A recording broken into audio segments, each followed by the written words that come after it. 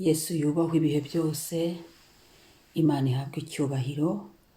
Shalom ahantu uri, shalom mu bugingo bwawe, shalom mu mutima wawe, shalom shalom. Ndagushuhuje igihugu cyose uherereyemo, shalom.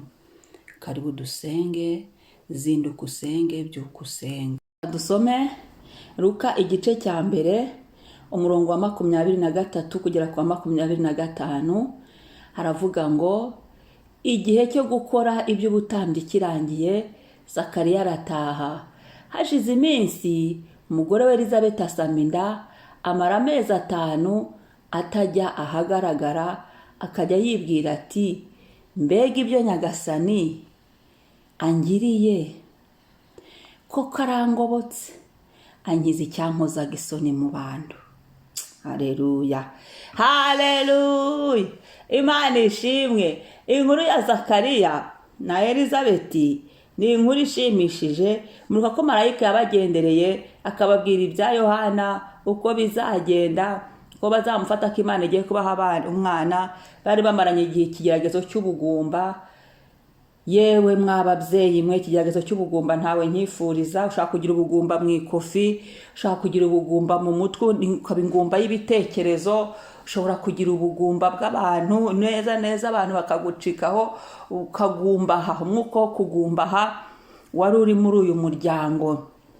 Atuvuge ngo umwuka wo kugumba cyangwa se w'ubugumba aho wari uri hose mu buzima bwacu uve. Mushobora kuba warabyaye ariko ugasanga uri ingumba y'urubyaro rwiza. Ushobora kuba warabyaye ariko ugasanga uri ingumba mu bintu bitandukanye bindi. Aho hose Yesu agenda avanamo umwuka w'ubugumba. Uriya ntabwo ufata ku rubyaro gusa, usanga waragiye ufata no ku tuntu twinshi, ukagira inyatsi, ukagira ibitero, ukagira ibiki, ibintu nk'ibyo, ugasanga ubugumba bwabaye ubugumba. Mu izina rya Yesu iki gitondo Imana idukureho ubugumba aho bwari bwarinjiye hose, mu maboko, mu bitekerezo, hirya no hino mu nguni z'ubuzima bwacu.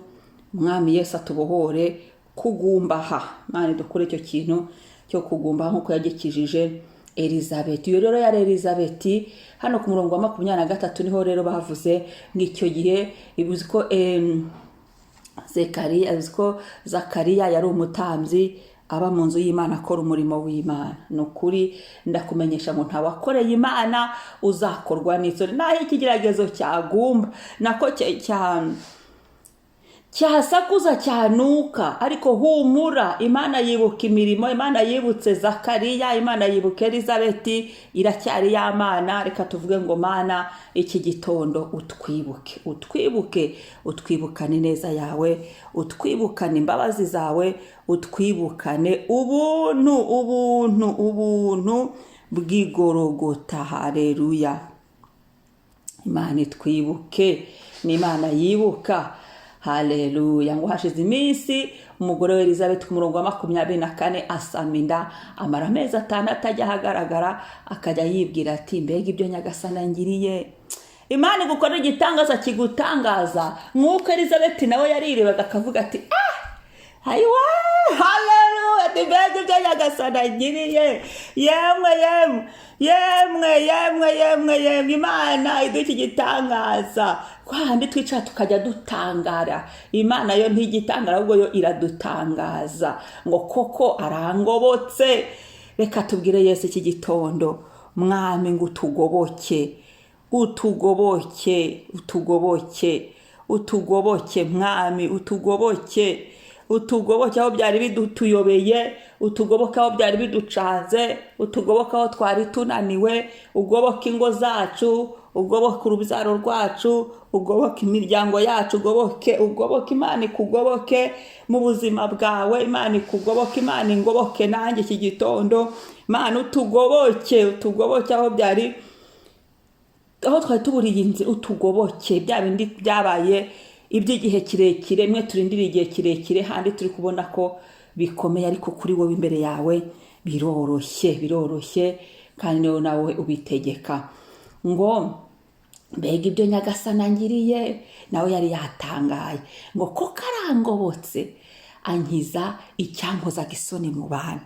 Yemwe bantu b'Imana, umwuka w'urukozasoni, umwuka w'urukozasoni ni umwuka mubi, ni umwuka mubi gukoza isoni mu bantu, ugukoza isoni mu muryango. Uyu mudayimoni ni umudayimoni mubi. Imana imugukiza, Imana imudukiza iki gitondo. Umwuka w'urukozasoni ni ukuvuga ngo ikintu cyose ugasanga ugize urukozasoni ntago wemerwa, ahubwo abantu nyine barumirwa bakunama, ukagira ikimwaro. Uyu mwuka w'urukozasoni ujyana no kumwara, ujyana na dayimoni mu mwazi. Imana ibidukureho. Ni ukuvuga ngo Elizabeth yari yaragowe, cyari ipfunwe, bijyana n'ipfunwe. Imana idukure byadushyiragaho ipfunwe mu izina rya Yesu, mu izina rya Yesu Kristo wazutse. Haleluya. Urukozasoni rwose rwari ruturiho, Yesu Kristo wazutse arutwuhagireho mu izina rya Yesu. Kandi uyu mwuka w'urukozasoni utera kandi akantu ko kwiyanga, kubera ko ubuzi ko uhora nyine ukorwa n'isoni, bituma wiyanga, ukaba wenyine, ugushyira ahantu ha wenyine, ukumva ko nta muntu ugukunda, kumva ko wakora ibintu nyine ko wa mudayimoni ari guhita kumwariza mu bantu, bigatuma wifata ukaba waba wenyine, kandi Imana ifite abantu, ukaba wakigunga, ukaba nta n'icyo wakora, kuko uba utekereza ngo birankoza isoni. Icyo kintu rero cyari kituriho cyatumaga tufite isoni mu bantu. Elizabeth nawe urumva ko yari yaragowe, kuba ingumba muri karitsiye hose, kandi byagaragariraga amaso, byari biteye isoni. Abona abana b'abandi ni urugero, abona abandi aho hose, akabona niwe wasigaye, akabona nyine ni urukozasoni, abamunoshaniye inzara, abamurebye, abamuvuze shyushyushyushyu za inbox, ibintu nk'ibyo. Ariko yari yariyakiriye, kandi ntibyatumye Zakariya umugabo we ahagarika gukorera Imana. Komera mukozi w'Imana, ahantu uri ndagushuhuje. Komera, ntihagire ubugumba, ntihagire ikigeragezo na kimwe kikubuza gukorera Imana. Komera, n'Imana yasezeranye niyo kwizerwa, n'Imana yibuka, n'Imana itugoboka, n'Imana idukiza ipfunwe, n'Imana idukuraho urukozasoni, n'Imana idukuraho kumwara kose. Imana yo mu ijuru ijya ibikora, tuzi n'abandi benshi yabikoreye, si twebwe izigirizaho nkana. Reka dusenge muri ubwo buryo muri iki gitondo. Turabanza dushimira Imana yuhagize amaraso ya Yesu, hanyuma niturangiza ubwire Yesu ngo Yesu nari nzindutse uyu munsi unkureho ibyashakaga kumwaza, ibyashakaga kunkoza isoni, byashakaga kunshyiraho ipfunwe, ibyatumaga ntajya mu bantu. Elizabeth, wari uzi ko hari ikintu kiguca mu bantu, ukabona abandi uko avuga ati ngewe nireka da, bikagukura mu bandi. Yesu we, ndagushimiye kubwira ijambo. Haleluya. Ndagushimiye mukiza mwiza, ndagushimiye Elishadayi, ndagushimiye nyiricyubahiro, nyirimbabazi. Nkuramburiye amaboko ko turi amahoro, ushimwe ko turi amahoro. Tuzamuye amaboko tugushima, uzamura amaboko ahantu urubwire Yesu ngo ndagushima ko ndi amahoro. Dutanze ibitambo tuguha icyubahiro Mwami, turambura ibiganza tuvuga ngo ushimwe ko turi amahoro, ushimwe ko ndi amahoro Mwami, ushimwe ko ndi amahoro muri iyi nzu, ushimwe ko ndi amahoro muri uyu mwanya, ushimwe ko ndi amahoro mu mutima wanjye, ushimwe ko ndi amahoro Papa ko ndiho, ushimwe ubwo nkunda ndi amahoro. Haleluya, haleluya, haleluya. Turasenze Kristo mwiza, maraso yawe natwuhagire, natwoze, tuboneze rwose, dukureho buri mwanda wose w'icyaha. Mu mibiri yacu twuhagijeho amaraso ya Yesu, mu mwuka wacu turiyuhagiye amaraso ya Yesu natunyuremo. Niyoze buri kintu cyose cy'icyaha, buri mucafu wose wari uturiho uhanagurwe, buri rubanza rwari ruturiho rukurweho. Mazina yacu turayinitse mu maraso ya Yesu, mu izina rya Yesu Kristo, mu mbabazi zawe, mu buntu bw'igorogota, mu izina rya Yesu, mu izina rya Yesu. Uhoraho Nyiringabo, unyibuke, utwibuke mwami uyu munsi, utwibuke, wibuke amasezerano, wibutse Zakariya, wibuke imirimo, utwibuke mwami, utwibuke hahandi wadusize, utwibuke hahandi twavuganiye nawe, utwibuke Yesu, wibuke amazina yacu. Erega si uko watwibagiwe, ahubwo mwami udutabara, udukize Kristo uyu mwanya, utugoboke Mesiya, tugoboke mwami, tugoboke papa, tugoboke. Niba mu isaha y'ikigega cyitwa ingoboka, natwe tugoboke Yesu. Mu ijuru ho birarushaho, ugoboka umusore wateranye,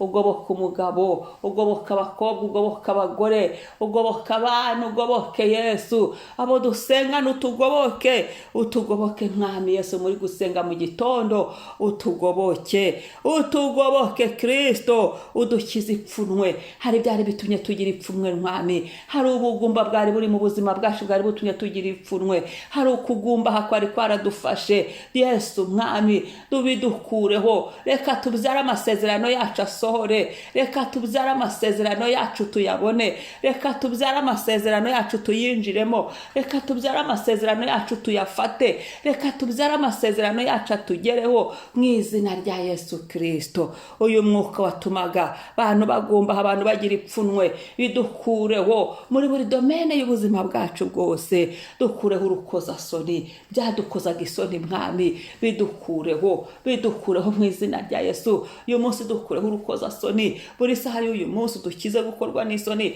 Aho Satani yaratangatanze ngo dukorwe n'isoni, aho abantu bari baratangatanze ngo dukozwe n'isoni, tumware, nituzamwara, kuko mwami Imana azantabara. Nicyo gituma ntamwara, nicyo gituma ntakorwa n'isoni. Dutabare mwami, dutabare twe kumwara, dutabare twe gukorwa n'isoni, dutabare Kristo, dutabare Mesiya, dutabare nyiribihe, dutabare nyiringoma, dutabare nyirubuntu. Dukureho urukozasoni rwose. Haleluya, haleluya, haleluya, haleluya. Nyirububasha, nyiricyubahiro, Mesiya mwiza, dutabare, dukize buri rukozasoni rwose, dukize abazaga kudukoza isoni, dukize inzira zacaga mu rukozasoni, mu izina rya Yesu, mu mbaraga za Yesu, mu buntu bwa Yesu. Yesu urakoze mwami, twakire kwibukwa nawe, twakire kugobokwa nawe. Iyi ngoboka watuzaniye turayakiriye, twakire gukurwaho ipfunwe n'ibyadukozaga isoni, twakire kubohorwa nawe. Yesu urakoze, nushyirwe hejuru, ko duteturiye mu bantu, utugiriye neza. Ahari hari urukozasoni hose mu bantu, mu buzima bwacu, kubidukuyeho. Urakoze mwami, uyu munsi uduhire mu nzira zacu zose. Uyu munsi tuwufatanyije n'ubu buntu waduhaye bwo gukurwaho urukozasoni, bwo gukurwaho ipfunwe, bwo kugoboka mwami, tugoboke. Urakoze Yesu. Icyubahiro n'ikuzo bibi byawe, izina ryawe nirishyirwe hejuru none n'iteka ryose. Urakoze mwami, bana na buri muntu wese, imitima yacu igumye iturize imbere yawe. Urakoze mwami, natwe tuzagushima yuko Uwiteka yatwibutse, ko watwibutse. Natwe tuzagushima kuko watugobotse, natwe tuzagushima ko wadukuyeho ipfunwe n'urukozasoni rwose. Haleluya, urakoze gitare.